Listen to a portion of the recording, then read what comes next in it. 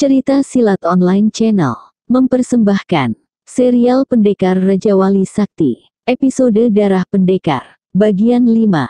Kilintuk Mayang, serta 20 prajurit kerajaan Karangsetra itu menghentikan kudanya tepat di hadapan Anjani yang berdiri di depan pintu podoknya. Dua pembesar kerajaan Karangsetra itu melompat turun dari kudanya, lalu melangkah mendekati Anjani. Sementara dua orang prajurit juga turun dari punggung kudanya. Mereka memegangi tali kekang kuda tokoh dari Karangsetra itu. "Ada apakah gerangan Tuan dan Nini datang ke tempat hamba yang hina ini?" tanya Anjani seraya memberi hormat. "Kami sedang mengadakan pemeriksaan, dan kebetulan melihat pondok di sini," sahut Kilintuk ramah. "Ini pondok hamba Tuan.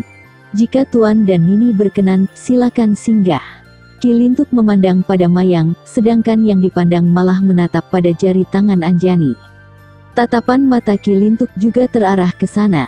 Dia agak terkejut juga melihat cincin yang melingkar di jari manis gadis itu. Laki-laki tua itu juga mengenali kotak penyimpanan uang yang berada di tangan Anjani. "Nisana, boleh aku tahu, dari mana kau dapatkan cincin dan kotak itu?" tanya Kilintuk langsung. "Oh," Anjani terperanjat. Buru-buru disembunyikan cincin dan kotak di tangannya. Dia tidak sadar kalau membawa cincin dan kotak pemberian Rangga. "Kami mengenali benda-benda itu, dan sebaiknya kau berterus terang saja," kata Mayang tegas. Hamba mendapatkannya dari seorang pengembara," sahut Anjani agak tergagap. "Ketahuilah, Nisana, benda-benda itu milik raja kami, Gusti Prabu Rangga. Dan mana kau dapatkan semua itu?" Lembut suara Kilintuk. "Dia memang bernama Rangga tapi hanya seorang pengembara. Dia menginap di sini selama 7 hari, dan memberikan benda-benda ini padaku," sahut Anjani tidak berterus terang. "Kau kenal orangnya?" tanya Mayang curiga. Dia mengenakan baju rompi putih dan membawa pedang berkepala burung. Sedangkan di lehernya ada kalung segitiga dengan beberapa lingkaran di dalamnya. Dia juga mengaku bernama Rangga, sahut Anjani berkata apa adanya. Tapi tetap tidak berterus terang kalau dia sudah tahu bahwa Rangga itu Raja Karangsetra. "Dia benar, Mayang. Gusti Prabu selalu memakai pakaian rompi putih jika mengembara. Pedang yang disandangnya adalah pedang Raja Wali Sakti," kata Kilintuk membenarkan kata-kata Anjani. "Api, tidak mungkin, Eyang. Aku baru saja sampai sehari yang lalu. Mana mungkin Kanda Rangga berada di sini selama 7 hari, bantah Mayang. "Bagi Gusti Prabu tidak ada masalah. Nini Mayang sendiri bilang mendapat hambatan dalam perjalanan, sehingga terlambat tiba di Karangsetra. Aku hanya terlambat 3 hari. Dan itu berarti tepat 7 hari. Mayang tidak menyahut. Masih belum bisa dipercayai kalau Rangga bisa tiba di sini dalam waktu kurang dari 1 hari. Sedangkan untuk mencapai tempat ini dari arah sungai tempat mereka berpisah, paling tidak membutuhkan waktu 5 hari perjalanan. Apalagi pendekar Raja Wali Sakti itu tidak membawa kudanya. Meskipun Rangga menggunakan kuda Dewa Bayu paling tidak harus menempuh perjalanan selama 3 hari. Memang sulit dipercaya kalau Rangga bisa mencapai jarak sejauh itu dalam waktu singkat. Kurang dari 1 hari. Namun bagi Kilintuk, hal itu tidak menjadi masalah. Dia tahu kalau Rangga mempunyai seekor burung Raja Wali raksasa yang bisa ditunggangi. Kecepatan terbang burung itu melebihi kilat. Jadi, tidak heran kalau dalam waktu singkat bisa menempuh perjalanan jauh, yang dirasakan mustahil bagi orang lain. Kilintuk juga segera dapat memahami maksud Rangga memberikan cincin berlambang kejayaan kerajaan pada Anjani. Laki-laki tua itu mendekati dan menepuk pundak gadis itu. Sementara Mayang memandangnya dengan sinar mata tidak suka. Dia juga bisa mengerti maksud Rangga dengan memberikan cincin itu pada Anjani, meskipun masih belum percaya penuh kalau Rangga berada di tempat ini selama 7 hari. "Aku percaya dengan kata-katamu Nisana. Dengan adanya cincin itu, berarti kau diterima langsung Gusti Prabu untuk tinggal di istana," kata Kilintuk seraya memberikan senyuman manis. Anjani tidak bisa berkata-kata lagi. "Berkemaslah, sekarang juga kau tinggal di istana," kata Kilintuk tidak memberikan kesempatan pada Anjani untuk berpikir lagi. "Kakang Rangga tidak mengatakan apa-apa?" Dia hanya mengatakan agar aku di sini saja, Anjani berkeras. Kakang. Mayang tidak dapat menyembunyikan rasa terkejutnya. Ada apa, Mayang? Kilintuk menatap Mayang. Oh, tidak. Aku hanya sedikit terkejut saja, sahut Mayang agak tergagap. Dia memang terkejut saat mendengar Anjani menyebut Kakang terhadap Rangga. Mendadak saja rasa cemburu dan tidak sukanya pada gadis itu timbul. Kecemburuan memang sudah menyeruak saat melihat cincin berlian berlambangkan kejayaan Karang Setra melingkar di jari manis gadis itu. Ayolah, di sana. Aku tidak ingin Gusti Prabu murka kalau dia tahu kau masih berada di sini, bujuk Kilintuk. Terima kasih. Aku tidak bisa meninggalkan pondok ini. Kakang Rangga sudah mengatakan demikian sehari sebelum dia pergi dari sini, kata Anjani tetap menolak dengan sedikit berdusta. Kilintuk menarik napas panjang, dia sadar kalau gadis itu tidak akan mungkin bisa dibujuk. Kata-katanya tegas dan sepertinya memang Anjani tidak ingin menyalahi pesan yang diberikan pendekar Raja Wali Sakti. Padahal sama sekali Rangga tidak memberikan pesan apa-apa. Hanya Anjani saja yang berkata demikian untuk menolak diboyong ke istana. Dari kilatan cahaya mata Mayang, Anjani sudah bisa mengetahui kalau gadis cantik berpakaian indah itu tidak menyukainya. Bahkan sikapnya jelas-jelas membencinya. Dalam hatinya Anjani menduga-duga tentang diri Mayang. Baiklah, kalau begitu kau tidak boleh menolak yang satu ini. Selama Gusti Prabu belum kembali ke istana kau tidak sendirian lagi. Gusti Prabu mengkhawatirkan keselamatanmu. Oleh sebab itu, beliau memerintahkan kami ke sini. Juga pondok ini akan dirubah agar lebih nyaman untuk ditempati, kata Kilintuk menegaskan. Tapi, Anjani tetap tidak bisa menerima.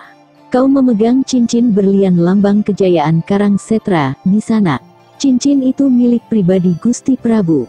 Itu berarti kau adalah keluarga besar istana Karang Setra. Suka atau tidak suka itu sudah keputusan Gusti Prabu sendiri, tegas kata-kata Kilintuk. Anjani tidak bisa berkata apa-apa lagi. Mungkin kalau Rangga tidak memberikan surat dalam daun lontar yang mengatakan dirinya sebenarnya, saat itu Anjani pasti sudah jatuh pingsan. Namun gadis itu masih juga terbengong dengan berbagai perasaan berkecamuk di dalam dadanya. Tidak pernah terbayangkan sebelumnya kalau bakal menjadi keluarga besar istana Karang Setra. Anjani serasa mendapatkan satu anugerah yang sukar diukur besarnya.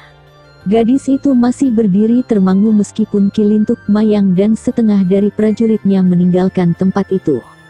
Sedangkan separuh sisanya dari prajurit Karang Setra itu tetap tinggal menjaga keselamatan Anjani. Anjani sukar mempercayainya, meskipun itu benar-benar terjadi pada dirinya. Anjani masih seperti bermimpi, ketika pada keesokan harinya, beberapa prajurit serta 5 orang dayang dan ahli-ahli kayu Karang Setra berdatangan. Mereka dipimpin seorang punggawa yang gagah. Bahan-bahan untuk membuat rumah pun berdatangan. Anjani benar-benar tidak bisa berbuat apa-apa lagi. Segala keperluannya sudah terpenuhi. 5 orang gadis cantik selalu siap melayaninya. Hari itu juga Anjani merasakan perubahan yang sangat menyolok pada dirinya. Gadis itu masih merasa dirinya bermimpi, meskipun sudah lebih dari 7 hari menempati rumahnya yang baru.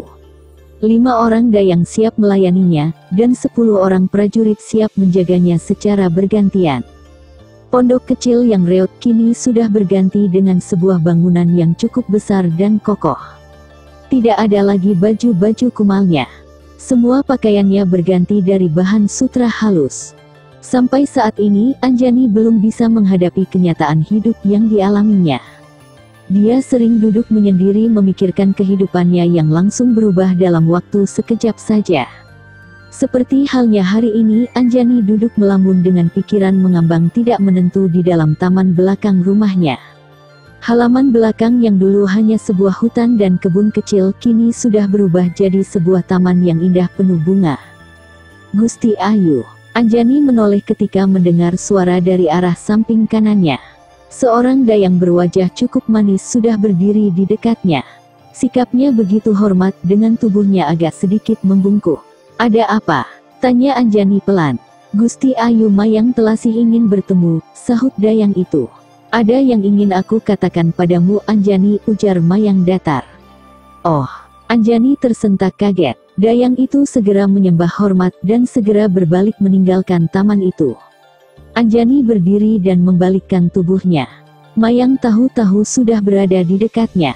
Gadis cantik yang selalu mengenakan baju warna merah menyala itu melangkah mendekati, kemudian duduk di kursi yang tadi diduduki Anjani. Sedangkan Anjani sendiri hanya berdiri saja. Enak juga berada di sini, kata Mayang seraya mengedarkan pandangannya ke sekeliling. Ya, hanya itu yang bisa diucapkan Anjani. Kau senang?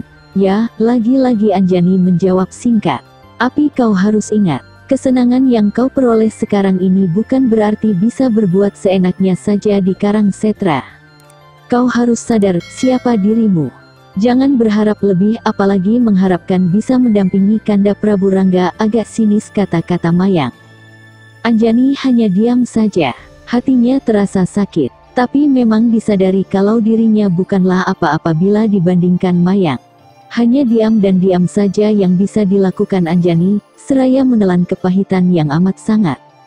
Kanda Prabu memberikan semua kesenangan ini karena kasihan padamu. Beliau seorang raja besar yang arif dan bijaksana. Imbalan yang diberikannya padamu tidak sebanding dengan kebaikan yang kau berikan padanya. Kau harus bersyukur, Anjani. Dan tentu saja jangan sampai membuatmu jadi besar kepala, lantas ingin yang lebih dari ini semua, kembali Mayang berkata lembut. Namun nada suaranya sangat menyakitkan hati. Dan Anjani hanya bisa diam tanpa bisa berkata sedikit pun. Bukan sekali ini Mayang mengunjungi, dan selalu berkata yang menusuk perasaannya. Segala-galanya memang tercukupi, bahkan berlebih. Tapi hati Anjani jadi tidak tenteram. Rasanya lebih tenang dan damai hidup sederhana daripada bergelimang harta, tapi hati selalu menahan perasaan. Satu hal lagi yang perlu kau ingat Anjani. Kanda Prabu tidak akan mengambil pendamping seorang gadis kebanyakan sepertimu. Sambung Mayang tegas tanpa tedeng aling-aling lagi. Anjani mendongakkan kepalanya. Pandangannya tajam menusuk ke bola mata Mayang. Kata-kata Mayang terakhir ini membuatnya tidak bisa menahan diri lagi. Mayang. Belum lagi Anjani membuka mulut, tiba-tiba terdengar suara bentakan keras. Kedua gadis itu terkejut dan menoleh. Hampir copot jantung Mayang telasih begitu matanya melihat orang yang membentak keras tadi. Rasa terkejutnya hilang seketika, dan langsung berubah jadi ketidakpercayaan dengan pendengarannya. Mau apa kau kesini? Bentak Mayang sengit. Gadis cantik berbaju biru dengan kipas terbuka di tangan kanan, melangkah ringan. Kipas dari baja putih itu terkembang bergerak-gerak di depan dada. Langkahnya berhenti tepat di samping Anjani yang main terpana tidak mengerti dengan kemunculan pandan wangi secara tiba-tiba itu. Selanjutnya episode Darah Pendekar bagian 6. Masih bersama cerita silat online channel. Jangan lupa like and subscribe, terima kasih.